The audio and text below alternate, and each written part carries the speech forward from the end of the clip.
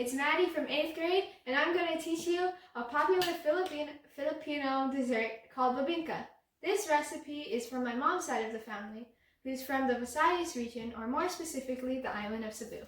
Now, let's get into it.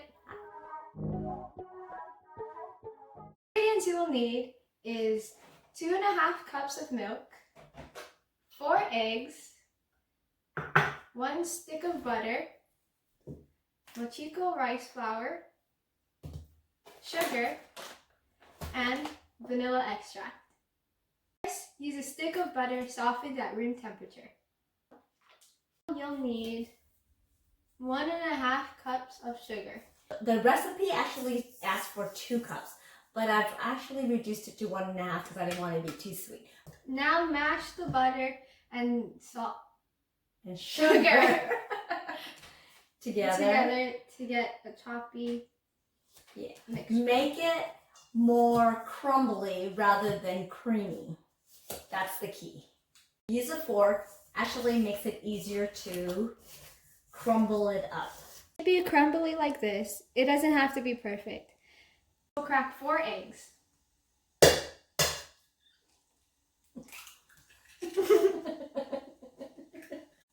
Make sure to mix it so the egg is fully mixed into the mixture. Perfect. That's the fun part. You're going to want to put an even amount of sweet rice flour and milk every other. And now stir it. Another amount of flour. Should be a little watery, not too thick. So yes, the entire box. Now you could add more milk. Next, you'll pour a teaspoon of vanilla extract. You can put it in a 9x13 pan. You should have clumps of butter in the mixture.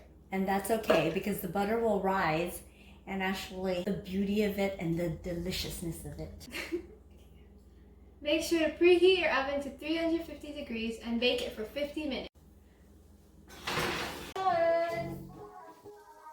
Yeah, if it puffs like that, it's totally okay.